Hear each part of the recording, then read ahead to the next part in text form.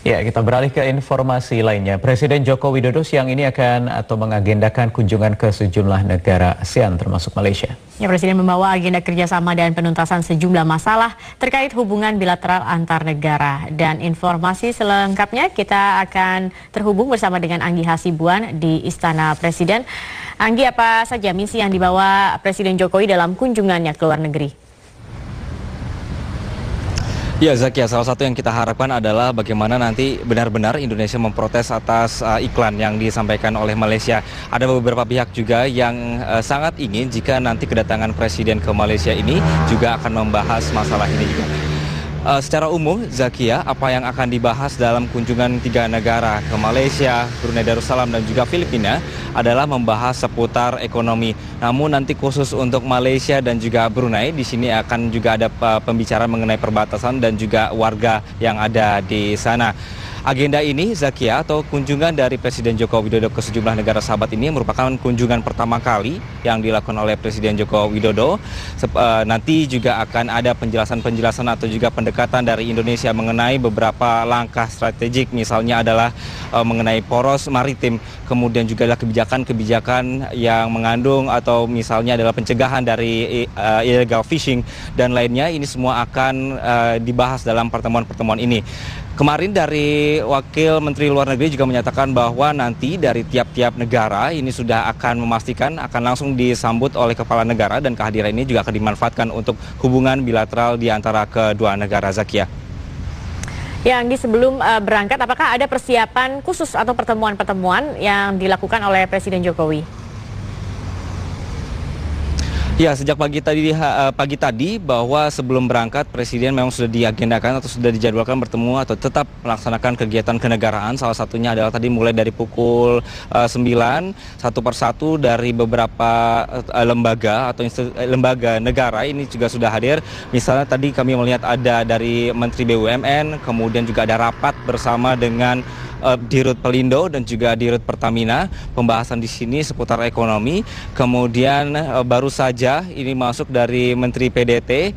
Ini kami juga masih belum bisa mengkonfirmasi karena semua yang hadir pada di istana kali ini masih enggan untuk membicarakan apa sebenarnya agenda pada hari ini.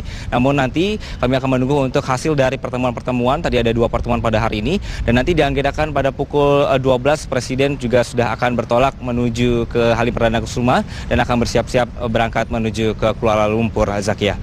Ya, baik, terima kasih Anggi Hasibuan atas informasinya. Pemirsa, terpidana kasus suap sengketa Pilkada Lebak, Banten yang juga mantan Ketua Mahkamah Konstitusi Akhil Mokhtar Rabu malam menjalani pemeriksaan sebagai saksi di Bareskrim Mabes Polri terkait kasus yang menjerat Wakil Ketua KPK Bambang Wijoyanto.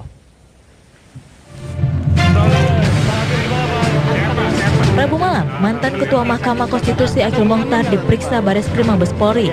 Pemanggilan Akhil Mokhtar dalam kapasitasnya sebagai saksi dalam kasus dugaan penghadiran saksi palsu dengan tersangka Wakil Ketua KPK Bambang Wijoyanto.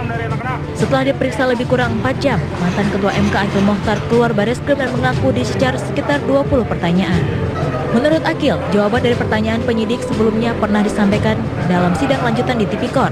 Akhil juga membantah adanya transaksi uang pada pertemuan dengan Bambang Wijoyanto saat Akhil menjadi ketua panel dalam sidang sengketa pemilu kada Kota Waringin Barat tahun 2010 lalu. Namun Akhil mengakui adanya pengaturan saksi dalam sidang pemilu kada tersebut. Akhil enggan menjelaskan secara detail maksud pengaturan saksi-saksi maupun rencana pemenangan Ujang Iskandar. Ya, diperiksa biasalah jadi saksi kan. Berapa jam tadi, Pak? Berapa pertanyaan lah minimal? Sekitar 20-an lah. 20-an ya, Pak. Pertemuan di mobil disampaikan. Iya. Terus kemudian apa namanya usaha-usaha kan BW sudah saya sampaikan dalam di sidang. saya. Ya, nah itu apa upaya-upaya BW gitu semuanya sudah disampaikan dan di BAP sama polisinya. Betul. Dalam sidang sengketa Pilkada Kota Waringin Barat, Kalimantan Tengah, saat itu Akhil menjadi hakim panel yang memimpin jalannya persidangan. Sementara Bambang Wijoyanto merupakan kuasa hukum pemohon, yakni Ujang Iskandar. Dalam kasus ini, Bambang Wijoyanto berhasil memenangkan persidangan dan mengantarkan Ujang Iskandar sebagai Bupati Kota Waringin Barat. Tim Liputan Metro TV. Kepolisian Republik Indonesia membantah status Ketua KPK Abraham Samad sudah ditingkatkan menjadi tersangka. Ya, menurut Mabes Polri, surat perintah dimulainya penyidikan Abraham Samad sudah keluar, namun kapasitasnya sebagai terlapor, bukan tersangka. Penetapan status tersangka menurut Kabareskrim menjadi kewenangan dari para penyidik. Hingga saat ini dirinya belum mengaku menerima laporan terkait peningkatan status Abraham Samad. Di samping itu juga belum ada kepastian hari serta tanggal pemanggilan Samad. Menurut Budi Waseso atau Kabareskrim Mabes Polri menerima laporan terkait Abraham Samad yang memang berjumlah lebih dari satu dan seluruhnya tengah didalami oleh para penyidik. Dan penyelidikan menjadi penyidikan. Penyidikan tidak mutlak seseorang pasti jadi tersangka ya. Kita juga harus begitu caranya ya. Tidak terus kita serta-merta nanti terus jadi tersangka, nanti timbulnya kriminalisasi lah. Tapi pasti Pak. Sprindiknya sudah 3 atas nama Zulkarnain, kemudian Abraham Samad, dan ya, artinya begini, sprindik itu kan untuk legalitas seorang penyidik dalam rangka proses pemeriksaan. Ya, kalau dia tidak ada sprindiknya itu ada pelanggaran. Kepala Badan Reserse Kriminal Kabareskrim Mabes Polri Budi Waseso resmi mendapat kenaikan pangkat menjadi Komisaris Jenderal.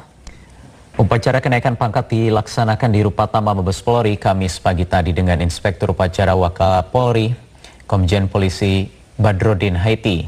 Selain Budi Waseso, terdapat 12 perwira tinggi dan menengah lainnya yang juga mendapat kenaikan pangkat.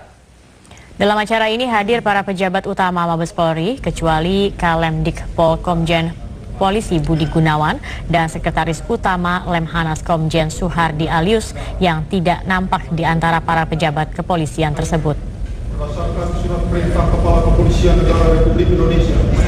Ini bukan hari ini, tetapi ini hanya bab kenaikan pangkat. Laporan kenaikan pangkat, mutasinya sudah 2 minggu yang lalu. Ya, kenaikan pangkat Budi Waseso semakin menjadi perbincangan banyak pihak.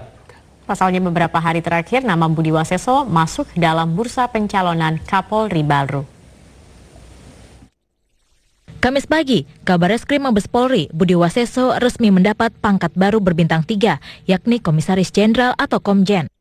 Pemberian pangkat baru ini bersamaan dengan menguatnya nama Budi Waseso sebagai calon Kapolri baru pengganti Komjen Pol Budi Gunawan. Indonesia Police Watch menilai wajar jika muncul spekulasi bahwa Budi Waseso digadang-gadang sebagai Kapolri. Namun hal itu dinilai terlalu cepat.